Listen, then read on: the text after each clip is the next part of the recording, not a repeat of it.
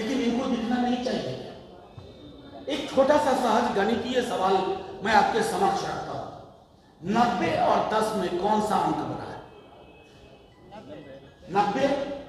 जो अंक बड़ा है और जो अंक छोटा है उसके बीच में समन्वय होना चाहिए। 10 90 पर क्यों भारी पड़े? उसको कमतर करने की क्यों कोशिश करें? 90 को 10 से वैमनस्य नहीं है, लेकिन 10 को 90 से वैमनस्य भी नहीं होना चाहिए। नमस्कार, मैं मनीष और आप देख रहे हैं मीडिया दर्शन। आरजेडी के राज्यसभा सांसद मनोज झा ने आज एक प्रेस कॉन्फ्रेंस किया और जातिगत जनगणना और आर्थिक जनगणना पर तमाम बातें रखी। उन्होंने कहा कि आर्थिक जनगणना का जो रिपोर्ट जो है जारी किया गया, इसके बाद उन्होंने कहा कि 90% जो लोग हैं उनका आज भी शोषण जो है हो रहा है और 10% लोग जो हैं आज भी वर्चस्व में हैं। उन्होंने यहाँ तक कि कह दिया कि 90% लोगों के साथ 10% लोगों को सामंजस्य बना करके समाज में काम करने चाहिए। आइए सुनते हैं मनोज झा ने क्या कुछ कहा। वरिष्ठ मंत्री, हमारे माननीय विधायक, प्रवक्तागण, बातें आपने महीनों से ये सुनी होगी, आज उसकी परिणति हुई। 2 अक्टूबर गांधी जयंती के दिन आंकड़े आए, नंबर्स। आज आंकड़ों के पीछे का जीवन आ रहा है। वो आंकड़े जो कहीं 3, कहीं 5, कहीं 17, कहीं 18, उन आंकड़ों के पीछे की जिंदगी क्या है, उसकी हकीकत क्या है, आज वो सब उजागर है। इससे पहले कि कुछ बातें रखूं और फिर बाद में आपके सवाल लूं, मैं इस बात के लिए बधाई देना चाहता हूं यहाँ की सरकार को, जिसने बड़ी शिद्दत से तमाम विरोध के बावजूद, और वो विरोध सड़कों से लेकर के न्यायालयों तक हुआ। सिर्फ आपको याद दिलाने के लिए बात कह रहा हूं कि जब मामला सर्वोच्च न्यायालय में गया तो देश के सबसे बड़े कानून के अधिकारी, जो बिना पीएमओ की इशारे के वो कोई निर्णय नहीं ले सकते, वो सुप्रीम कोर्ट पहुंचे और उन्होंने अवरोध उत्पन्न करने की कोशिश की।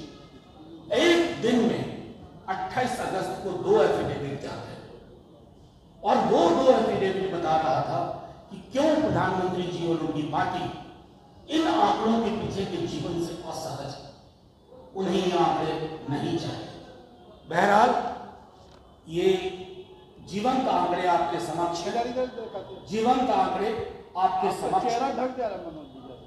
चेहरा इसका चाहिए, मेरा नहीं। ये आंकड़े देश भर में होते तो बेहतर होता, लेकिन हमारे राज्य में, और इसने पूरी कहानी बता दी है हमारे विकास की। इसने पूरी कहानी बता दी है कि वंचित और पिछड़े क्यों हर जगह वंचित किए जा रहे हैं, बहिष्कृत किए जा रहे हैं। इसने ये बता दिया है, जो कई हमारे साथी कहते थे हमारा अंक इतना कम क्यों है। मैं बार बार हमारे दल के लोग कह रहे हैं कि जो विजिबिलिटी है, आप ज्यादा दिखते हैं, उसके पीछे एक व्याकरण है। आप न्यायालय में हैं, आप विद्यालय में हैं, आप विश्वविद्यालय में हैं, आप राजनीति में हैं, आप सड़कों में हैं, आप पत्रकारिता में हैं, तो आप दिखते ज्यादा हैं। जो नहीं दिखते ये उनकी कहानी, लेकिन इनको दिखना नहीं चाहिए। एक छोटा सा सहज गणितीय सवाल मैं आपके समक्ष रखता हूं। 90 और 10 में कौन सा अंक बड़ा है? 90। जो अंक बड़ा है और जो अंक छोटा है उसके बीच में समन्वय होना चाहिए। 10 90 पर क्यों भारी पड़े? उसको कमतर करने की क्यों कोशिश करें? 90 को 10 से वैमनस्य नहीं है, लेकिन 10 को 90 से वैमनस्य भी नहीं होना चाहिए। तभी आप राजनीति के समावेशी चरित्र को देख पाएंगे। हमारे प्रधानमंत्री जी कहते हैं, परेशान थे थोड़ा वो जातिगत सर्वेक्षण को लेकर के, और इसके लिए जो पूरे देश में आवाज उठ रही है। पूरी कहानी लालू जी के समय से शुरू हुई। 2010-11 एक गणना भी हुई, उसके आंकड़े कहा गया करप्ट हो गए, क्योंकि तब तक मोदी जी आ चुके थे सरकार में, उन्हें ये आंकड़े नहीं चाहिए। फिर तब के नेता प्रतिपक्ष थे तेजस्वी जी और अब के डिप्टी सीएम, और तब के मुख्यमंत्री जो आज भी मुख्यमंत्री है, ने फैसला लिया सामूहिक रूप से, इस फैसले से परेशानी हुई बीजेपी को। तो प्रधानमंत्री जी कहते हैं गरीबी की कोई जात नहीं होती। ये सुनने में बहुत अच्छा लगता है, लेकिन प्रधानमंत्री जी, बिहार सरकार आपको ये रिपोर्ट भेजेगी, गरीबी की जाति कैसे होती है आपको ये रिपोर्ट पढ़ना होगा।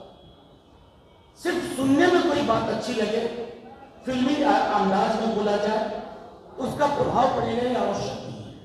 आप देखिएगा ऐसा क्यों है कि खपड़े और झोपड़ी में रहने वाले लोग आज भी 40% से लेकर के 70% तक पिछड़े, अत्यंत पिछड़े या दलित हैं। सरकारी नौकरियों में नगण्य हैं 1%, 1.5%। ग्रेजुएट्स कौन किस जाति से है आप देखिएगा, संख्या 2%, दहाई नहीं पहुंचती है पिछड़ों, अत्यंत पिछड़ों, दलितों में। मैं तो बड़ी बात भी नहीं कह रहा हूं कि मंत्रिमंडल, केंद्रीय मंत्रिमंडल, केंद्रीय संस्थान, मैं तो वो चीजें दिखाना चाहता हूं इस रिपोर्ट के माध्यम। प्रधानमंत्री जी को पढ़ना चाहिए, पढ़ना ही नहीं चाहिए, इसके आधार पर अपने फैसले लेने चाहिए। गरीबी अमीरी, मैं कुछ चैनल्स को भी देख रहा हूं कि फलानी जाति में इतने प्रतिशत गरीब। आपको यह बताना चाहिए कि उस जाति में जितने प्रतिशत गरीब हैं उतने प्रतिशत अमीर, पिछड़े, दलितों और अत्यंत पिछड़ों में रहेंगे। दहाई का आंकड़ा नहीं छूटे। तो अभी भी इस आंकड़े को मैं आग्रह करूंगा तमाम लोग गले लगाएं, क्योंकि मैं देख रहा था कि अमित शाह जी आए थे 2-3 दिन पहले दिल्ली, पटना, मुजफ्फरपुर, वहां उन्होंने बयान दिए, ये बढ़ा दिया, वो बढ़ा दिया। देश का गृह मंत्री अगर इस तरह से बोले तो फिर क्या अपेक्षा करते हैं। हमारे प्रदेश अध्यक्ष जी बहुत अच्छी बात कह रहे थे कि अगर किसी को लगता है कि मेरे साथ अन्याय हुआ, आवेदन लीजिए, वैसे 25 लोगों के आवेदन लीजिए। लेकिन जैसे अब बिहार की गरीबी का ही आंकड़ा, तो जो मल्टी डायमेंशनल पॉवर्टी इंडेक्स, तो आपने सुना आर्थिक आधार पर जो रिपोर्ट जारी किए गए हैं। इसके बाद मनोज झा ने कहा कि आज भी लोग कह रहे हैं कि जातिगत जनगणना में जो आंकड़े दिखाए गए हैं वो कम दिखाए गए हैं, लेकिन वास्तविकता ये है कि वो कम लोग ही जो हैं आज किसी भी बड़े ओहदे पर, बड़े पद पर आज भी काबिज हैं। इसीलिए उन लोगों को लगता है कि हमारी संख्या जो है ज़्यादा है, लेकिन सबसे बड़ी बात ये 90% के जो लोग हैं आज भी दबे कुचले हैं और आज भी काफ़ी पीछे हैं और समाज में इन्हें भी आज आरक्षण की ज़रूरत है। और मैं बिहार सरकार से भी अनुरोध करूंगा कि वो भी आर्थिक आधार पे जो आरक्षण है उसको बढ़ाने का काम करे और केंद्र सरकार से भी अनुरोध करे। इस तरह के तमाम अपडेट के लिए देखते रहे मीडिया दर्शन। धन्यवाद।